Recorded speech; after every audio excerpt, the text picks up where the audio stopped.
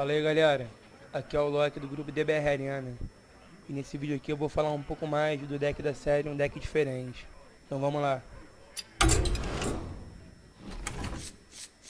Muitas pessoas estão confundindo esse deck com a tática do deck 1000, que é aquele deck que leva o adversário à fadiga, enche a mão dele. Então o deck não é voltado a isso.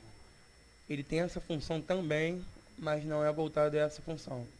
Então aqui eu vou explicar um pouco mais o termo criado para esse deck, que já vai explicar uma boa parte dos feitiços dele. O termo que eu uso para esse deck seria o termo backhand, que significa voltar a mão ou mão de volta, tanto faz.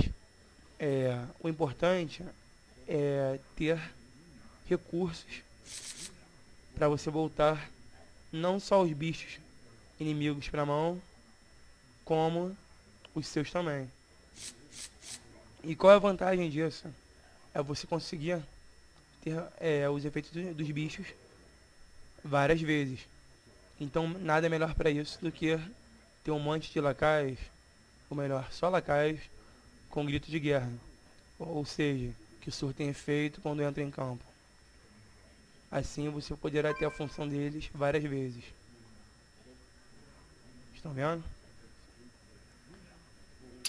Eu não diria que essa decklist aqui é a ideal para cada jogador.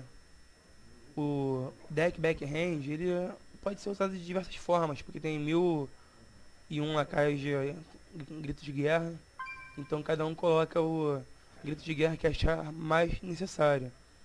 Esses aqui são mais ao meu estilo de jogo, então pra mim eles ficam bons. Agora, deixando um pouco de lado isso, vamos falar agora mais do deck em si. Então, como eu expliquei antes, o passo furtivo ele serve para que eu volte o lacaio à mão, obviamente, como está descrito, e ele volta com custo menor, então eu posso usar o efeito do lacaio outras vezes. Desculpinha.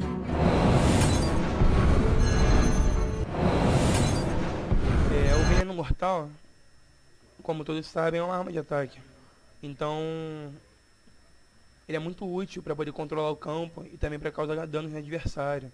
Então eu não dispensaria do deck. Lá vamos nós. Lá vamos nós. O Astrologia, ele se aplica muito bem, porque ele me ajuda a controlar o campo. Então, esse controle de campo pode ser feito de diversas formas. Desculpinha. Minha mão A está Rajada de cheia. Lâminas é um ótimo conjunto para controle de campo, junto com estas cartas e o poder heróico do Ladino. Então, é uma carta que eu não dispensaria do deck. Vamos ao Alquimista Enlouquecido. Muitas pessoas perguntam por que eu coloco ele no deck.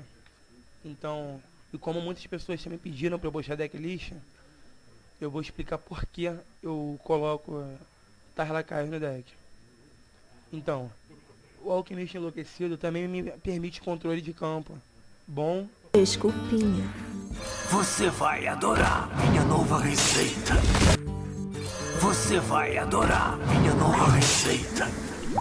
Coruja de Bico de Ferro. A Coruja de Bico de Ferro é um silence muito forte, porque ela não custa quase mana.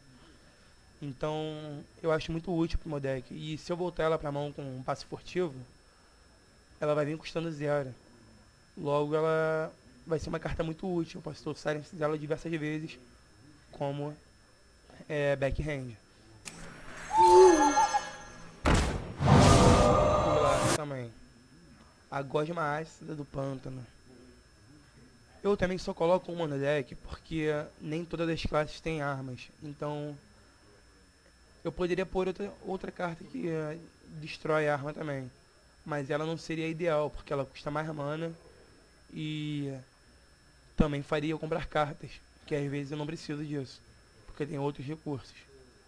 Então, caso eu precise usar esse monstro mais vezes, eu uso os backhand para poder utilizar ele outras vezes. E caso o inimigo não tenha arma, Obviamente ele serve de um monstro 3/2 e custando só 2 de mana. O mestre cervejeiro, ele é um backhand forte, porque além de ser um backhand, ele é um monstro. Também 3/2, custa 2 de mana. Beba comigo, camarada. Vamos ver essa cartinha, que é uma cartinha bem legal e que a galera se amarra em ver assim. Mas o inimigo não gosta muito, que é irritante. É o Oráculo da Luz Fria. Ele faz com que o adversário compre 2 cartas. Então, qual é a mecânica que eu uso dele no deck? Quando o cara pode bobear, assim, às vezes deixando 8 cartas na mão, quando ele joga com um estilo mais defensivo, ou quando, até mesmo quando eu preciso comprar cartas, eu posso jogar ele, que ele vai me dar os recursos necessários para eu poder atingir outros lacaios que eu precise. Minha mão está cheia demais. Minha mão está cheia demais. Desculpinha. Estou sem cards.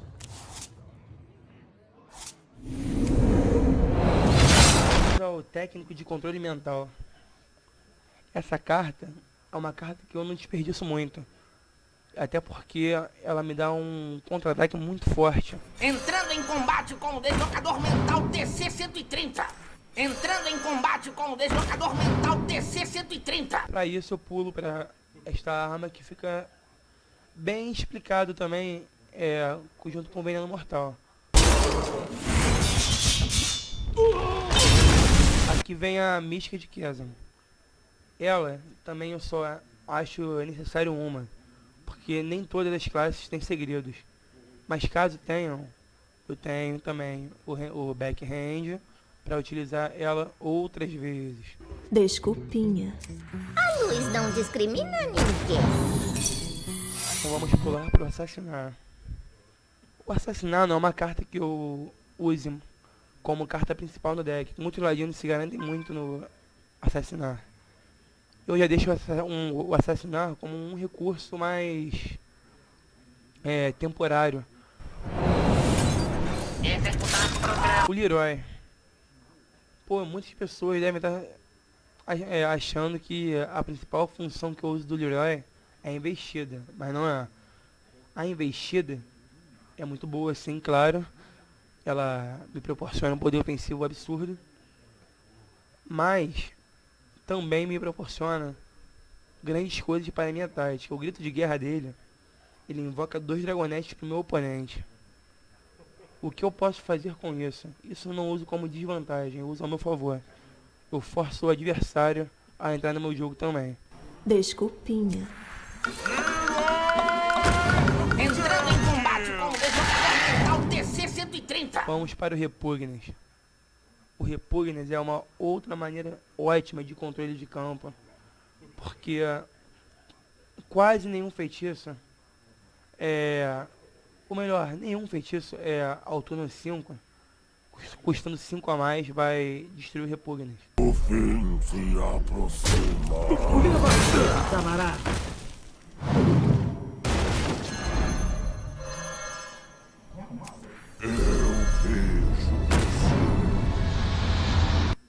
Nesse caso do robô, eu gosto de ter 2, porque eu às vezes preciso sacrificar certos bichos.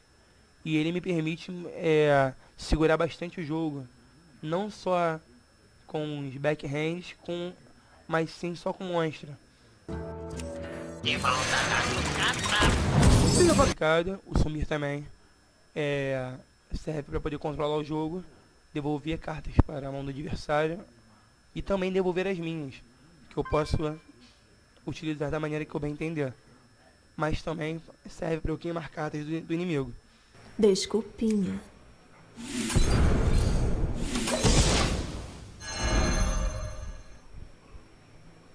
Minha mão está cheia demais. E vamos à última carta, que é Disparada. Por mais que eu tenha o Oráculo, eu tenha um jogo de controle de não spamar tanta carta e jogar no contra-ataque e forçar o adversário a jogar no meu jogo, eu acho boa a disparada na deck, que serve como um último recurso, caso eu precise de certas cartas.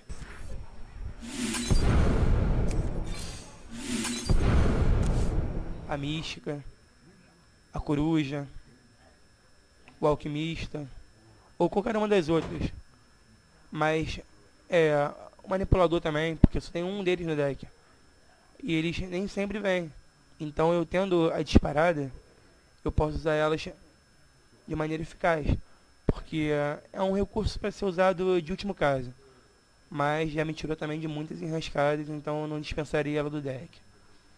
Fora que também esqueci de falar, se não me engano, da preparação, que me permite usar essas cartas ao início do jogo, assim, ou no meio do jogo, ou em conjunto com outras cartas, e que facilita eu jogar as cartas e voltá-las para a mão para ter os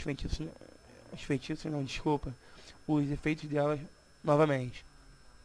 Se eu jogar, por exemplo, o robô e usar a preparação, o sumir vai custar só 3. Então com 8 de mana eu consigo jogar o robô, voltar ele pra mão. E no próximo turno eu vou conseguir jogar ele novamente, sem que eu use passo furtivo. Fora que se ele já tiver com passo furtivo utilizado, ele só vai estar custando 3 de mana. Então eu vou conseguir jogar ele. Aí eu vou poder jogar ele novamente. E no próximo turno, se quiser voltar ele à mão, eu vou poder voltar também. Então galera, essa aí é a tática do deck diferente. E qualquer dúvida aí, só postar nos comentários. E esse tipo de deck é para ser montado sempre com lacaies de grito de guerra. Então, escolha os melhores lacaies para o seu estilo de jogo.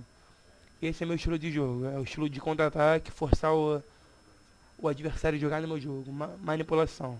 Então, para mim é bastante útil. Qualquer dica, deixa nos comentários. Dúvidas também. Gostar do vídeo? Deixa um like aí. Só um curtizinho e se inscreva no nosso canal. Na descrição do vídeo vai ter o nosso grupo no Facebook e Twitter. Então, valeu galera. Até o próximo vídeo.